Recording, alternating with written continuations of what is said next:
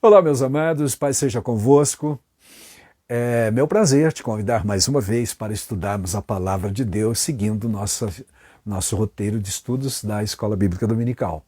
Chegamos para estudar a lição número 6, que tem como título O Livro de Esther. É uma introdução, na verdade, aos temas do livro de Esther, falando da estrutura do livro, a posição que o livro ocupa, sempre ocupou, aliás, no cânone sagrado, na coleção dos livros sagrados, e também alguns outros detalhes serão mencionados nesta lição. É bom recordar, amados, que durante esse terceiro trimestre de 2024, estamos abordando o tema geral, o Deus que governa o mundo e cuida da família. São os ensinamentos divinos extraídos do livro de Ruth e Esther, os dois únicos livros da Bíblia que lá levam ou trazem o nome de mulheres, são nominados como mulheres. Os personagens principais são mulheres, a Ruth e a Esther. Da lição número 1 até a 5, falamos do livro de Ruth, sendo a lição número 1 a introdução geral ao trimestre, e encerramos então na lição 5 da semana passada, falando sobre o casamento de Boaz e a finalização lá do livro de Ruth, aquele pequeno livro com 4 capítulos. Então hoje nós abrimos esta segunda parte dos nossos estudos e daqui até o final do trimestre falaremos sobre livro de Esther, ou a história da Esther. A 6, na verdade, vai falar sobre o livro, mas depois a 7, a 8, a 9, a 10, a 11, 12 e 13 serão lições sobre os episódios acontecidos, a história, enfim, da judia Esther, que morava lá no reino da Pérsia, ok? Para a lição de hoje, nós temos como base Esther capítulo 1, versículos 1 a 9, que é o texto que nos serve de base para o estudo. E do capítulo 4, 14, nós extraímos o nosso texto áureo. E diz assim este versículo: porque se de todo te calares agora, era o Mordecai, o primo, falando com a prima Esther, que agora já é rainha. De todo te calares, de outra parte se levantará para os judeus socorro e livramento, mas tu e a casa de teu pai perecereis. E quem sabe se para conjuntura como esta é que fostes elevado a rainha? Esse versículo faz parte de um comunicado, de um recado, que Mordecai, o primo, mandou para a rainha Esther lá no palácio de Suzã, a capital, ou uma das capitais do reino da Pérsia. Ela já é rainha já há algum tempo e os judeus estão enfrentando algumas dificuldades que nós estudaremos, dificuldade seríssima, aliás, havia sido decretado por artimanha de um primeiro-ministro cruel, lá, um tal de Amã, meus amados, a extinção ou a possibilidade de extinção racial dos judeus. Era algo seríssimo, realmente, e a Esther, como rainha, poderia fazer alguma coisa, meus amados. E aparentemente ela desconhecia o fato e, por consequência disso, também não tinha muito o que fazer. Como as comunicações naquele tempo eram inteiramente diversas e diferentes e precárias em relação a nós que vivemos aqui no século XXI, meus amados, é bem entendível até, né, o fato dela estar realmente alheia às situações que aconteciam na corte e no reino. Era um reino enorme, com 127 províncias, indo, conforme diz o versículo 1 do capítulo 1 de Esther, desde a Índia até a Etiópia, na África. Meus amados, um reino enorme realmente, muito grande. Consequentemente, a rainha Esther estava limitada nas suas informações. Mordecai manda informação para ela sobre isso e esses assuntos nós desdobraremos nas próximas lições. Como o propósito desta lição é estudar o livro em si, a estrutura, a localização do livro dentro do cânone, tanto judaico quanto cristão, e dar mais algumas informações sobre o livro, possíveis, né, porque nem todas as informações também nós temos, é bom recordar que o povo de Deus daquele tempo, que era o povo de Israel, estava e continuava disperso, apesar do tempo do cativeiro ter profeticamente acabado.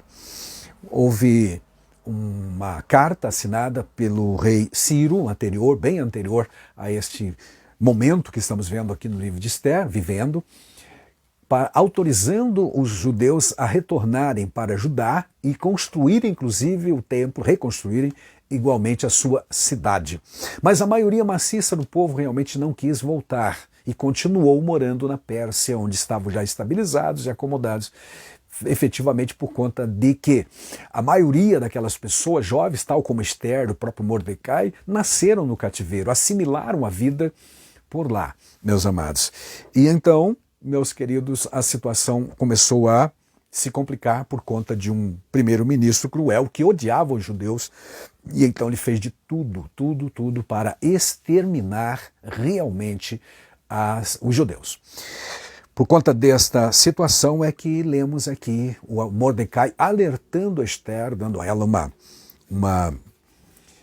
uma exortação, na verdade, até bem dura.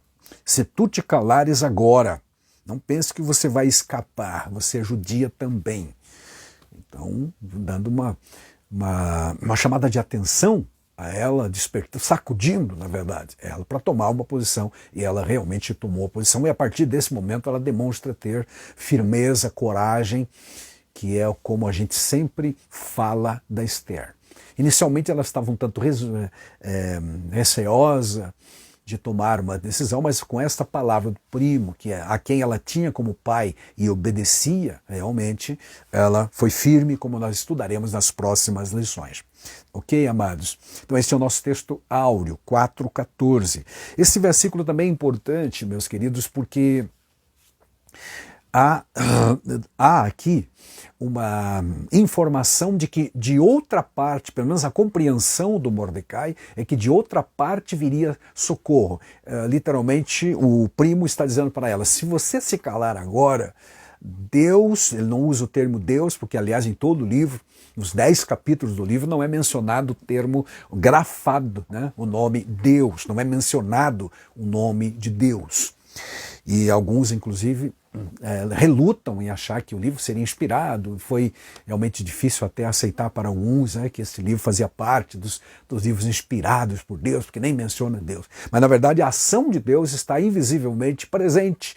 A providência de Deus fica patente em todas as situações, em todos os momentos, prevendo e provendo situações e livramentos, o que vai culminar lá no capítulo 9, no finalzinho do livro também, tá certo? Então, quando ele diz aqui, de outra parte poderá vir, ou de outra parte virá o socorro, ele está pensando naturalmente em Deus, possivelmente é uma dedução razoavelmente bem lógica. Diz ele, socorro e livramento de outra parte virá. O que ele estava pensando? Socorro de um outro império, o império que se avizinhava e vai naturalmente alguns anos, algumas centenas de anos depois, vencer os Medo-Persas, era o Império Grego, mas não está mencionando isso porque está muito distante ainda. Essa outra parte que ele menciona aqui certamente é Deus, tá bom? Bom, antes de começarmos, aliás, é importante lembrarmos que este livro, Esther, retrata um episódio acontecido durante a dispersão dos judeus lá pelo Império Persa. Eles que foram levados a partir do ano 605 para a Babilônia, que era o império do momento, mas só que essa Babilônia foi vencida pelos medos persas em 539. Então, a partir daí, o senhorio sobre eles, sobre os judeus que estavam na dispersão, mudou. Migrou dos babilônios, que foram vencidos, para os medo-persas, ou os persas propriamente dito. E o Ciro, o primeiro rei persa, era mais benevolente para com os povos conquistados, não só para com os judeus, mas para com todos os povos estrangeiros que foram vencidos e feitos cativos pelos reis anteriores ou por ele mesmo. Então, autorizou legalmente, assinou um decreto lá no ano já do seu coroamento, do seu início de reinado, que os judeus poderiam voltar para Jerusalém e reconstruir o templo e posteriormente a própria cidade de Jerusalém, que fora destruída por Nabucodonosor, especialmente entre 605 até 586. Muito bem, amados. Esse cativeiro havia sido profetizado por Jeremias no capítulo 29, 10 a 12, Isaías faz menção também, Zacarias e outras partes da Bíblia igualmente mencionam esse cativeiro e especificamente duraria 70 anos.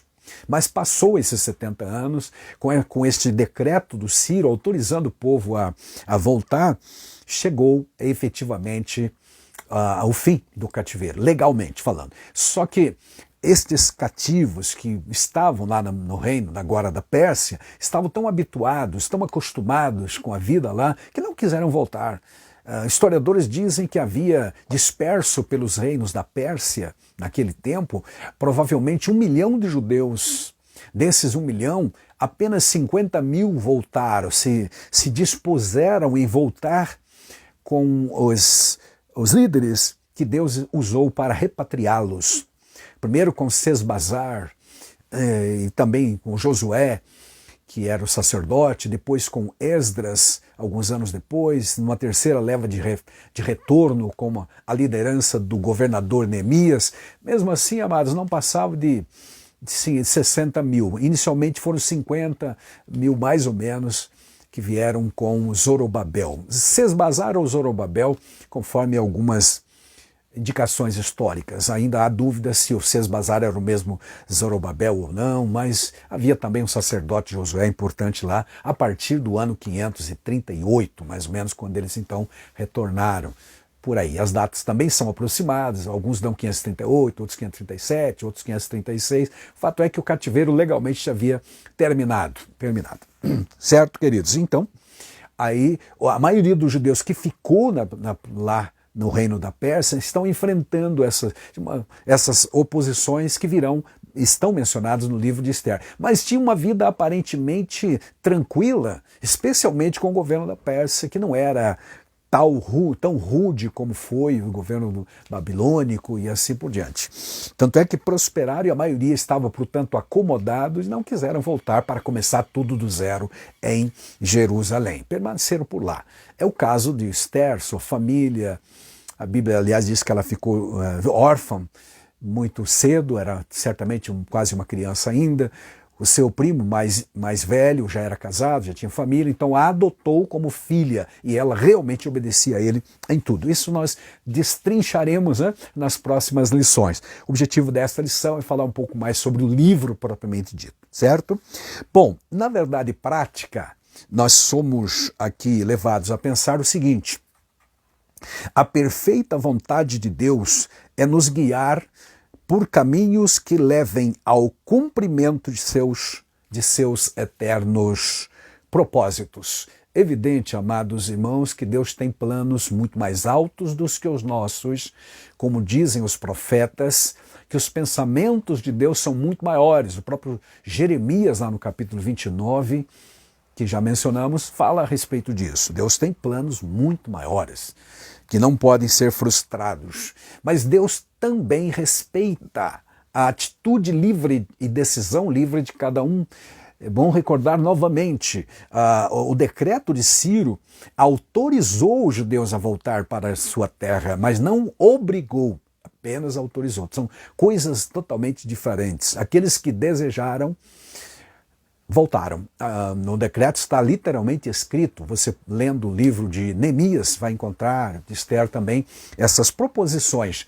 A lei dizia, aquele que desejar, aquele que serve o Deus Altíssimo, o Deus de Israel, Jeová, e desejar ir para Jerusalém, com estes líderes, estejam livres para fazê-lo. Mas, como dissemos, a maioria estava acomodado lá. Então, porém, amados, a vontade perfeita de Deus nada poderá frustrar. Aliás, nós lemos isto em Jó 42:2, que no sentido governamental de Deus, certo, meus queridos, nada pode realmente frustrar a mão de Deus, operando eu, quem impedirá, disse o profeta, e efetivamente. Mas Deus mesmo assim leva em conta, respeita a atitude dos dos homens, né? Somos livres para tomar decisões. Outro ponto a destacarmos, antes de falar propriamente da estrutura do livro, é que Deus tem sempre um remanescente fiel. Alguns fervorosos, alguns judeus realmente ortodoxos, que estavam realmente comprometidos com a restauração, que amavam Jerusalém, retornaram para Jerusalém para reconstruir. E neste tempo da história do livro de Josué, do livro de Esther, que estamos vendo em 486, já se passaram várias dezenas de anos que legalmente o cativeiro tinha acabado, como dissemos, mas alguns preferiram ficar lá. Mas nem por isso foram punidos. E quando houve o decreto para a extinção dos povos judeu, não foi da parte de Deus nem autorizado por Deus, foi por conta de um inimigo do povo do Senhor, como nós estudaremos nas próximas lições.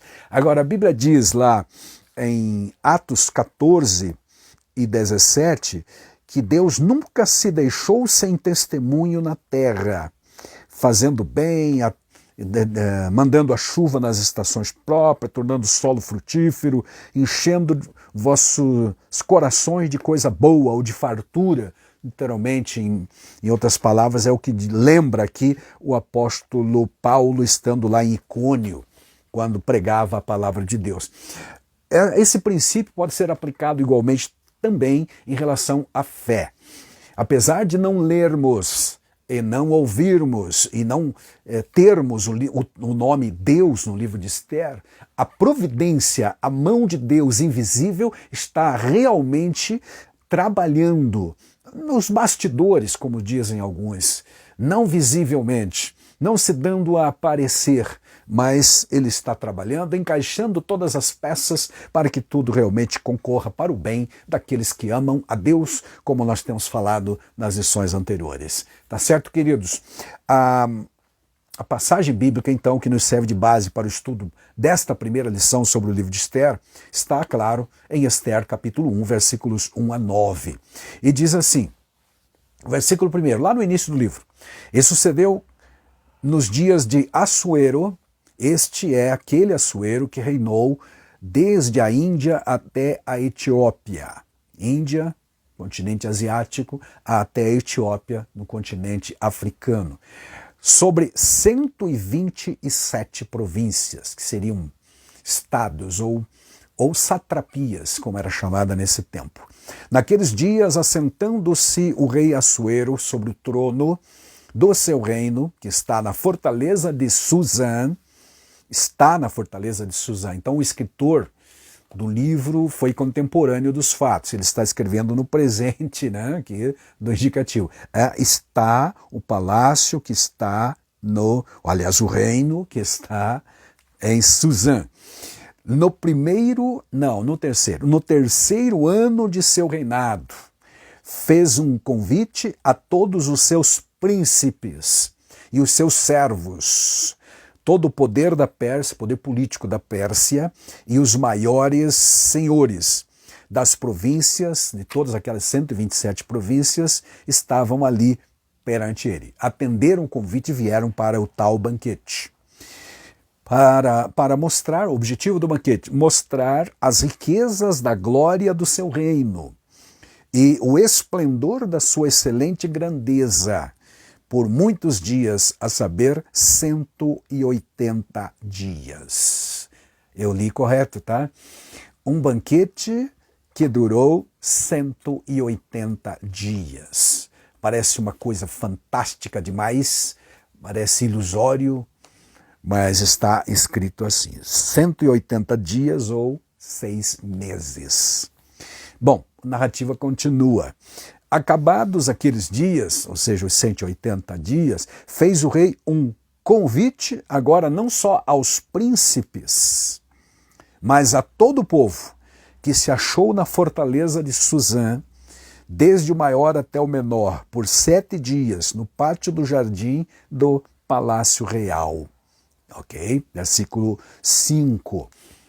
Pequeno detalhe, então, para ser destacado. Primeiros 180 dias foi um banquete para a liderança, para os seus líderes, para os principais, os príncipes, os governadores, enfim.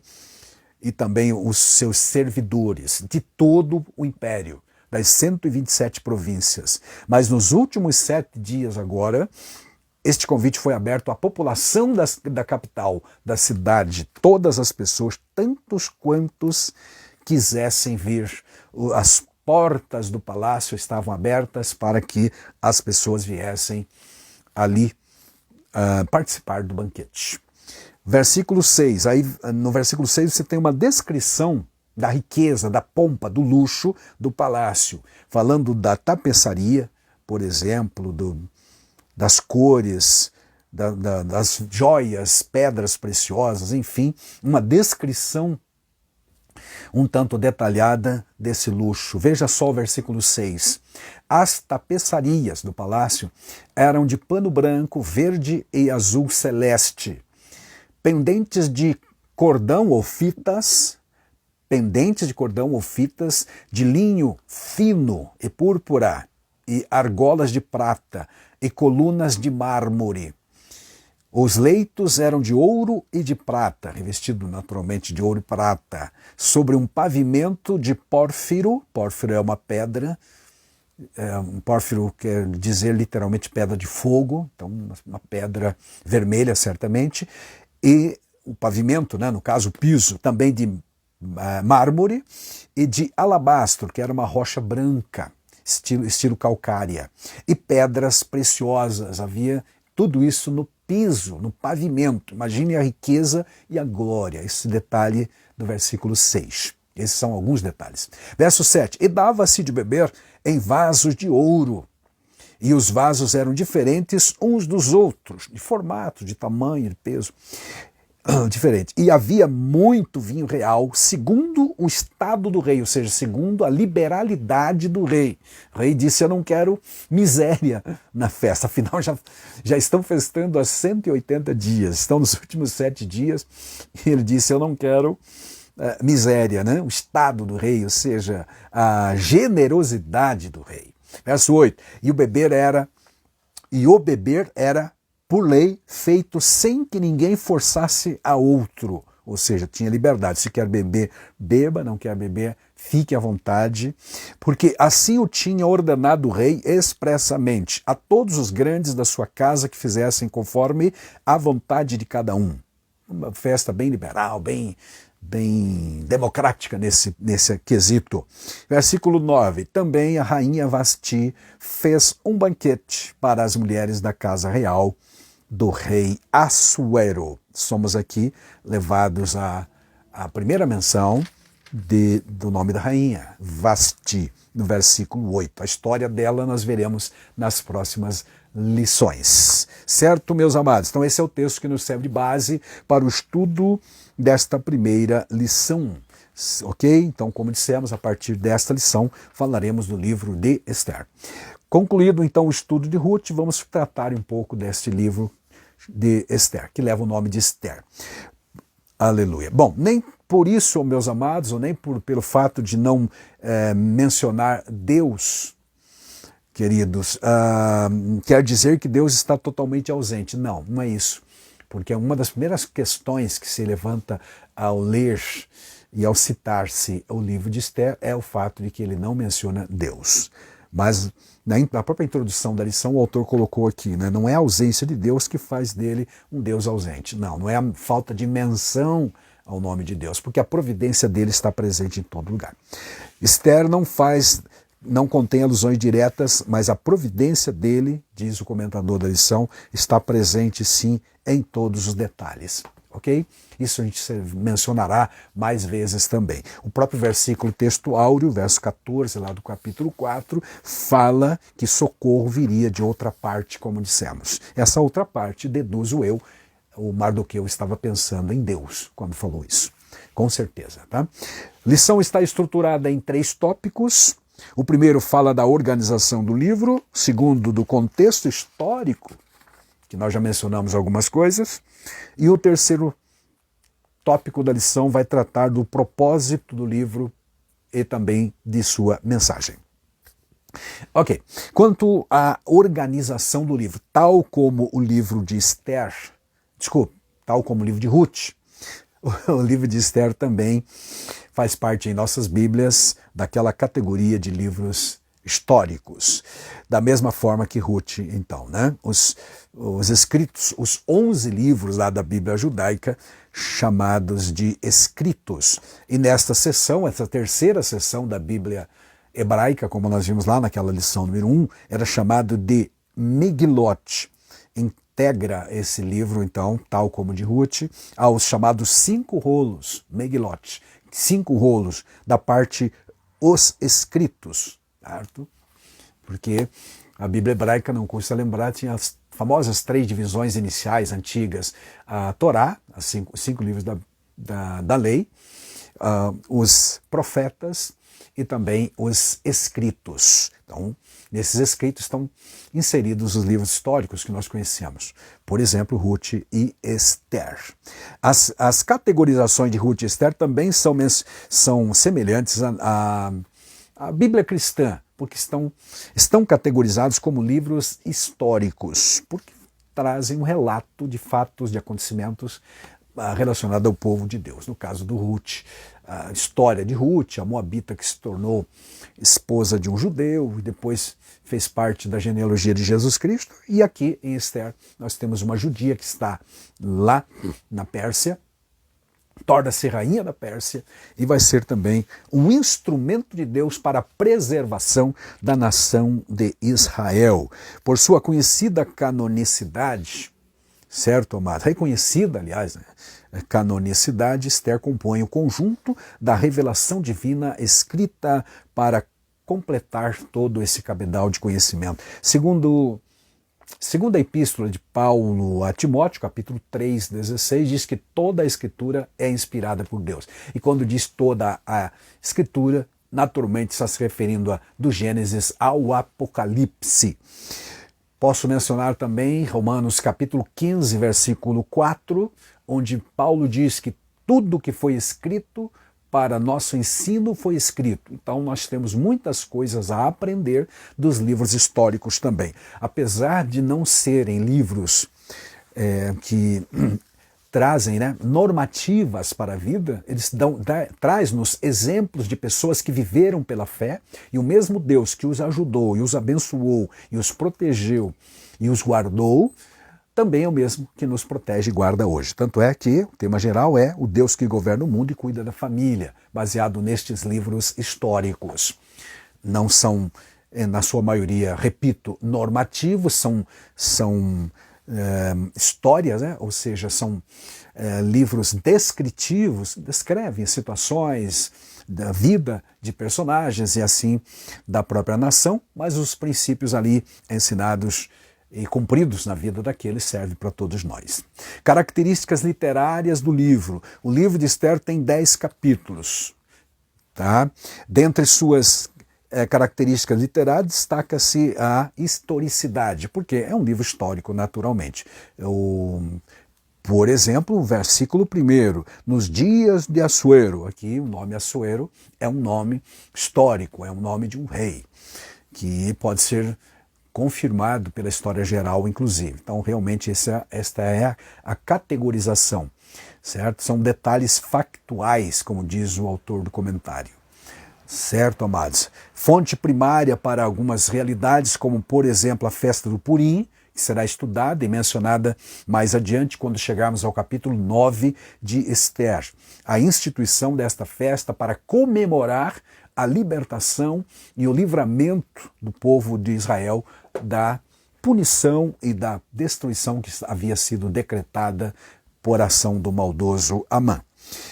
O estilo narrativo é menos diálogo, nós temos menos diálogo e muito mais descrição. É mais o narrador contando uma história do que personagens dialogando, diferente do livro de Ruth, onde você tem diálogos entre Ruth e as vizinhas, você tem diálogos entre a Ruth e a sua sogra, a sogra e as duas noras, e assim por diante, entre Boaz e também a Ruth. Mas aqui é mais descrição do que, na verdade, um diálogo. O texto é mais narrativo, certo? Do que é mais do narrador do que das personagens, ok? Autoria e data. Bom, quando nós falamos de autoria do livro de Esther, não se definiu, não se conhece até hoje, não se descobriu, não chegou-se a um contento. O autor é desconhecido, continua desconhecido, apesar de todos os avanços das descobertas arqueológicas, não se achou nada ainda que comprovasse, porque o próprio livro não diz quem o escreveu.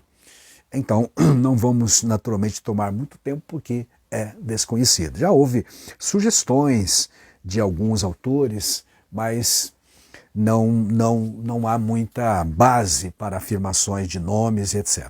Muitos estudiosos consideram que o livro foi escrito por um judeu, provavelmente, que morava lá na Pérsia, que viveu na Pérsia, porque ele fala com muito conhecimento da estrutura palaciana, de toda a cidade de Suzã e do próprio Império Persa de forma geral, mas não se sabe exatamente quem foi. Considerando essa possível autoria de um judeu que viveu lá, e algumas evidências internas, acredita-se que o livro, então, enquanto a data, deve ter sido escrito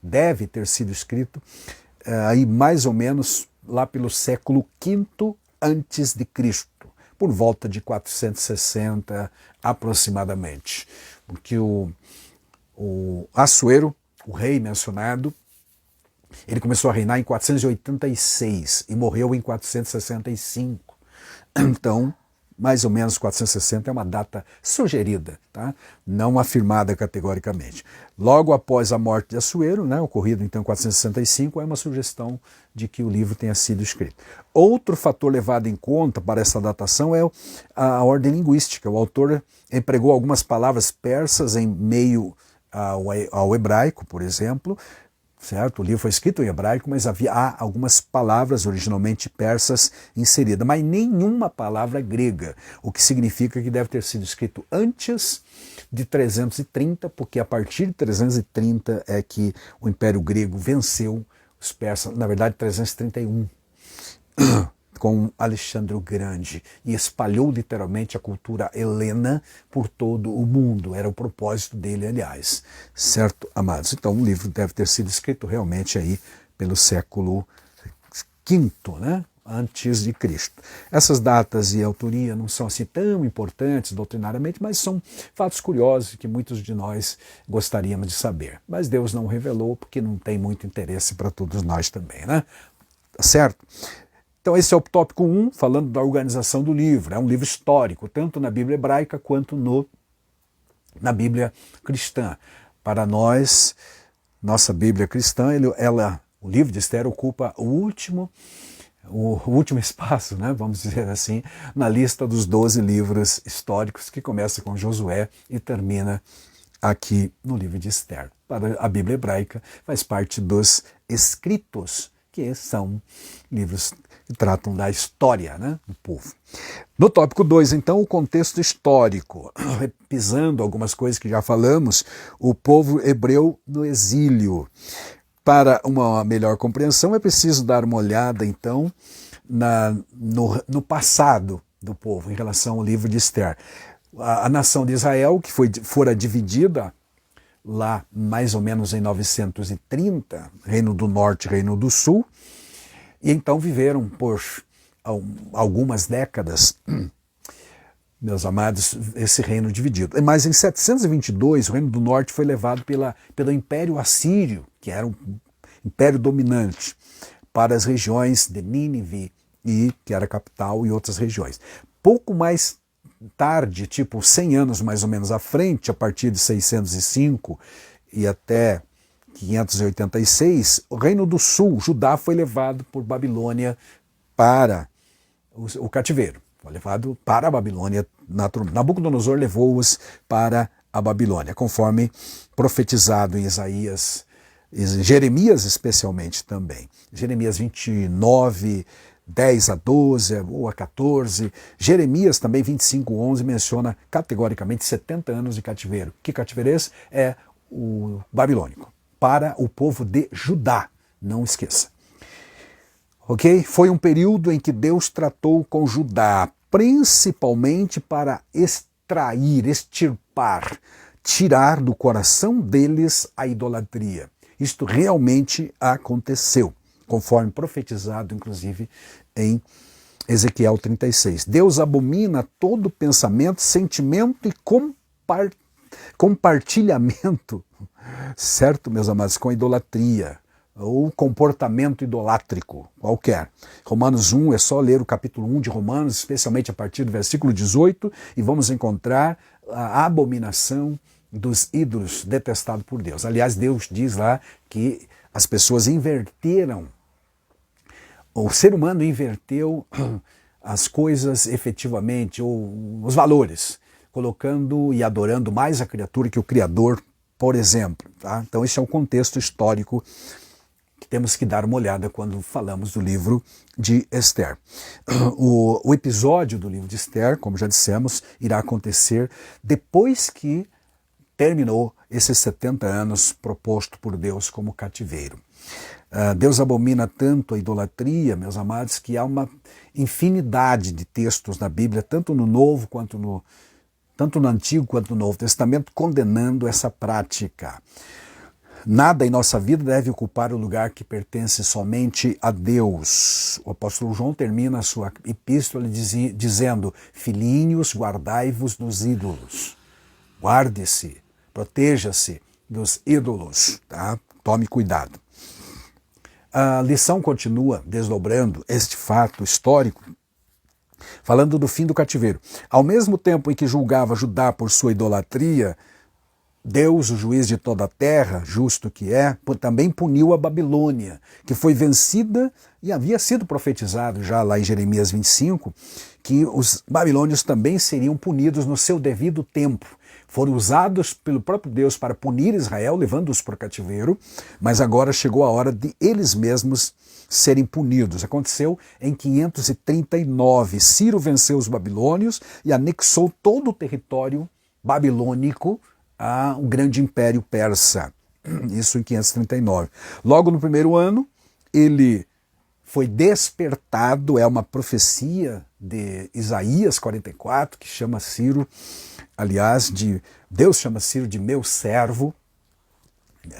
Profecia essa proferida há quase 200 anos antes, meus amados. E o texto de Esdras, capítulo 1, diz que despertou o Senhor o espírito de Ciro, rei da Pérsia, e o fez decretar o retorno do povo judeu para Jerusalém. Quando nós lemos o decreto, na verdade não era uma ordem, não era uma obrigação, mas era uma possibilidade. Aqueles que quiserem, que desejarem voltar, está liberado para ir para sua terra, sem impedimento nenhum. Inclusive o rei iria financiar tanto a viagem quanto também ou providenciar as coisas necessárias para a reconstrução do templo em Jerusalém. Daniel havia sido um humilde servo de Deus, que viveu na Babilônia esse tempo inicial do cativeiro, desde o ano 605 até o final do cativeiro, praticamente, até o tempo de Dario, o rei persa com o qual ele serviu. Certo? E jejuando e orando fervorosamente, ele buscou direção de Deus. Capítulo 9 de Daniel, temos lá este relato histórico da oração de Daniel. O livro de Daniel, aliás, é tanto profético quanto histórico também. Algumas partes são históricas, e aqui está uma parte dela, Daniel contando o que ele estava fazendo. Ele diz que foi despertado pelos escritos da palavra de Deus, lendo lá o profeta Jeremias, que já circulava por lá, uma carta que ele mandou aos cativos, dizendo que o cativeiro seria de 70 anos. Como o tempo estava terminando na contagem do Daniel e não havia nenhuma evidência externa de libertação, ele foi para a oração, fazer o que todo crente faz quando está em luta, prova ou dúvidas. Não é mesmo, meus queridos? Vai orar, pedir a Deus direção, direcionamento, esclarecimento sobre o fato, as realidades constatadas. Ele fez isso e Deus mostrou para ele realmente grandiosas revelações do futuro, dos impérios todos que se desenrolariam a partir do momento lá em que ele estava. O ensino bíblico a respeito de nosso relacionamento com as Escrituras e poder terreno é sempre confiar na soberania de Deus, buscando se humilhar, sempre. Sempre. A oração sempre foi este veículo de comunicação com Deus, através do qual a gente busca entendimento. Já havia a exortação conhecidíssima e citada hoje exaustivamente, de 2 Crônicas 7,14, onde o Salomão, orientando o povo e instruindo-os a respeito dos fatos do cativeiro possível e tal, ele literalmente diz: se o meu povo que está no cativeiro se humilhar e orar e buscar a minha face, eu ouvirei, sararei a sua terra, ou seja, restaurarei o povo. Então foi o que Daniel fez, certamente observando esses fatores aqui. Agindo assim, poderemos ter uma vida quieta e sossegada em toda piedade e honestidade, é o que Paulo também orienta em 1 Timóteo capítulo 2. Literalmente ele diz que o crente hoje, da nova dispensação, deve orar pelas autoridades constituídas para que tenhamos uma vida tranquila e sossegada e honesta. Vida quieta e sossegada, de piedade e honestidade. Aleluia. Então vale o princípio da oração, assim como Daniel percebeu que o tempo era chegado, que como não havia nada indicando esse livramento, ele orou a Deus e as coisas foram providenciadas. Ciro assume o trono e autoriza o povo a voltar. A lição também vai abordar, isso foi durante o cativeiro, vai abordar sobre o pós-cativeiro. Esther registra, o livro de Esther, registra fatos ocorridos na capital do Império Persa, uma das capitais, porque havia pelo menos mais duas. Uma delas era Persépolis e a outra a própria Babilônia. E há quem diga que a Bactana também é uma quarta capital. Alguns historiadores dizem que esta Suzã era o palácio de verão do rei. Enfim, era uma das capitais, embelezada pelo pai do Assuero e por ele também. Susana, entre o primeiro e o segundo retorno dos judeus para Jerusalém, era a sede. Foi transportada então a sede da cidade de Babilônia, que era a sede do governo babilônico, para Susã, transportado para lá. Estima-se que havia mais de 1 milhão de judeus vivendo na região da Babilônia nesse momento em que aconteceu o episódio da rainha Esther. Mesmo com o decreto de Ciro, meus amados, acontecido em 539, que permitiu ao povo voltar, apenas 50 mil voltaram. Isso dá o quê? Aproximadamente 5% apenas de 1 milhão de judeus que havia no cativeiro. Isto vem provar que o povo estava realmente acostumado, acomodado no cativeiro, que não tinha aquele apego, aquele amor verdadeiro demonstrado por Jerusalém. Tá? Voltaram somente 50 mil, liderados primeiramente por Zorobabel, Esdras 1, 2 também, capítulo 2, finalzinho do capítulo. No segundo ano do reinado de Ciro, em 538, ele assinou esse decreto, autorizou o povo a voltar. Aliás, em 539, 538, foi que o Zorobabel pegou a estrada, de volta. Esse período da história é narrado no capítulo 1 até o capítulo 6 do livro de Esdras. Entre o capítulo 6 e o 7, há um intervalo de aproximadamente 60 anos. Atenção, livro de Esdras, do capítulo 1 ao 6, retrata este primeiro retorno da primeira leva de cativos, 50 mil pessoas que vieram liderados por Zorobabel. É mencionado um Sesbazar também, que alguns confundem com o próprio nome do Zorobabel, e um sacerdote chamado Josué. Missão deles, reconstruir o altar e o templo em Jerusalém. Certo? Bom, então, entre os capítulos 6 e 7, entra o episódio do livro de Esther, dentro do livro de Esdras, ok? Isso é um período de 60 anos. É na segunda metade desse período, então, que se passam esses fatos relatados, que estudaremos aí nas próximas lições, entre os anos 483 a 473 a.C. Portanto, o período todo abrangido pelo livro de Esther é de aproximadamente 10 anos. Feito, amados. Então aqui está um pouco da história, do contexto histórico do livro de Esther, que acontece exatamente, repetindo, no meio dos fatos relatados em Esdras, entre o capítulo 6 e o 7, certo? Concluímos então a lição falando sobre o propósito do livro de Esther e a sua mensagem. Primeiro propósito, falar que Deus não esqueceu, que Deus providencia libertação, apesar de não ser mencionado, repetindo o nome de Deus, a sua ação provedora, aleluia, se faz presente no livro, tá?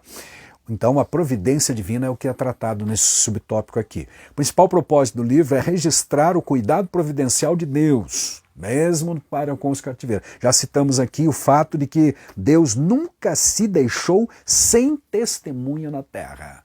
Certo? Tanto no sentido físico, biológico, não, né? Escatológico, de ação de Deus, governativa, como também no sentido racial, da nação, do seu povo, a manutenção do seu povo, no sentido racial, a pureza racial que Israel sempre manteve, mesmo espalhado por todas as nações. Tá bom? Ao decidirem permanecer na Babilônia sob os domínios do Império Persa, os judeus olharam para a estabilidade apenas, né, no sentido econômico, material, cultural, social e religioso. Eles tinham essas liberdades lá. Tanto é que Daniel ocupou uma posição importante desde o início. O Mardoqueu vai ser estudado mais adiante, também alcançou essa posição, e a Esther vai ser rainha. Os persas tinham fama de benevolência para com os povos conquistados, inclusive dando-lhes liberdade para adorar os seus deuses, liberdade religiosa, inclusive. O retorno a Jerusalém exigia renúncia e disposição para uma viagem penosa, longa, difícil, perigosa, de mais de 1000 quilômetros, meus amados, para um lugar ou para enfrentar uma situação do zero. A cidade de Jerusalém estava arrasada, queimada a fogo, as casas, as muralhas e tudo mais. Tinham que chegar em Jerusalém e fazer tudo de novo. Muitos não estavam, como vimos, dispostos a fazer isto. De 1 milhão ou mais de pessoas, apenas 50 mil decidiram vir. Para muitos pareceu melhor ficar na Babilônia. Tá? E aí o autor nosso no comentário lembra de Provérbios 14, 12, que diz: há caminho que o homem parece ser direito, mas o fim deles é morte. Se não fosse a intervenção de Deus mais uma vez lá na Pérsia, o povo que ficou na Pérsia, lá sob o reinado da Pérsia, teria perecido se não fosse a providência de Deus. Então, neste ponto da lição, falando sobre o propósito do livro, nós lembramos que um dos propósitos é retratar a providência de Deus em guardar, libertar, salvar, proteger o seu povo. Amém, meus amados? É uma lição que nós aprendemos e que devemos confiar e buscar sempre de Deus. É Deus que nos protege. Vão é o socorro do homem, diz o Salmo 118, por exemplo. Tá? Essa questão de ter ficado lá no reino da Pérsia e não vir para reconstruir Jerusalém, em Judá, é porque eles confiavam na estabilidade. Mas aí a lição faz um alerta aqui, que existe uma falsa estabilidade. O livro de Esther nos transmite como mensagem, meus amados, o perigo de confiar nas falsas estabilidades que as estruturas do mundo nos oferecem e costumam perecer, tá? Porque não são garantias plenas ou reais. Tá? As vantagens oferecidas, elas acabam perecendo. Tá? No fim das contas, né, como diz o Provérbios 14, é caminho de morte. E repito, se não fosse a mão de Deus, essa estabilidade seria realmente falsa, e foi falsa porque o povo estava já sofrendo nas mãos de cruéis lideranças lá. Estava tudo indo muito bem em Suzã, até que surgiu a ordem de extermínio para toda a raça judaica. Isto será estudado em lições próximas, mencionado no capítulo 3 de Esther. A falsa segurança foi embora, o povo de Judá dependia novamente da intervenção divina. E é para este momento que Esther está agora no trono, com a coroa na cabeça, né? Ela é rainha. Deus providenciou tudo isso antecipadamente, porque nada, aleluia, surpreende o nosso Deus. Ele está sempre adiante, glória a Deus, provendo coisas a nosso respeito, tá certo? Nós às vezes não entendemos o processo, né? Mas Deus sabe o fim antes do começo, glória a Deus. Esther nos mostra Deus agindo, mais uma vez, movendo as estruturas humanas agora no grande e poderoso Império Persa. Glória a Deus. Seja qual for a circunstância, é melhor confiar no Senhor, diz o salmista, do que no braço humano, do que nos homens. Tá bom? E a lição termina falando sobre a festa do Purim, que será mencionada com mais detalhes em lição futura. O livro de Esther, então, tem o propósito também de registrar a instituição da festa do Purim, porque a Bíblia menciona várias festas, grandes festas lá nos livros, tanto da lei quanto históricos, são as festas do Senhor. Mas aqui é mencionada uma nova festa, festa de comemoração. O termo Purim é o plural de Pur, em persa, e significa lançar sorte, porque foi lançado sorte quanto a um dia do ano para os judeus serem atacados e exterminados conforme o decreto assinado instigado pelo mau Amã. Foi fixado um dia lá através de sorte. A festa comemora a frustração deste plano nefasto diante da providência de Deus, a ação providencial de Deus. A soberania de Deus não encontra limites, isso é fato, glória a Deus. Ele age em qualquer época ou lugar para cumprir com os seus propósitos. Não custa de novo lembrar de Jó 42:2, que diz: bem sei que tudo podes e que nenhum dos teus planos pode ser frustrado. Aqui está mais uma prova no livro de Esther. Esta é a mensagem também. E a festa do Purim comemora para os judeus exatamente esta libertação. Tá bom? O livro de Esther nos lembra, diz o comentador no encerramento, na conclusão da lição, de que vivemos neste mundo, mas não somos daqui, né? Não devemos confiar em suas estruturas. A Bíblia diz, ai daquele que confia no braço do homem, né? Etc. E não no Senhor, em Jeremias, por exemplo. Todos os reinos deste mundo passarão um dia, todos, por mais fortes que demonstrem ser hoje. Por isso a palavra de Deus diz que a nossa cidade não está na terra, mas está no céu, de onde também esperamos o Salvador. Aleluia. Então esta é a mensagem básica do livro de Esther. Propósito: mostrar a providência de Deus, dizer que a estabilidade humana na Terra é instável, realmente não tem estabilidade nem firmeza, ela é temporária, e a comemoração da vitória pela festa do Purim, que os judeus instituíram para celebrar a vitória e livramento. Que Deus nos ajude, meus amados, que tenhamos em Deus a nossa segurança plena cada dia, confiemos mais nele, descansemos na sua providência, porque ele sabe o que faz. Passamos às vezes, né, por muitas provas, lutas, dores, nas quais não enxergamos evidentemente o fim dessa prova, mas confiando em Deus, amados, há sempre uma saída, que ele nos ajude, aclare a nossa ideia, nossa mente, nossa visão das coisas espirituais e nos mantenha sempre alertas. É o nosso desejo ao terminar este estudo inicial do livro de Esther. Teremos mais aí para frente várias outras lições a serem aprendidas. Deus em Cristo te abençoe e até a próxima. Amém.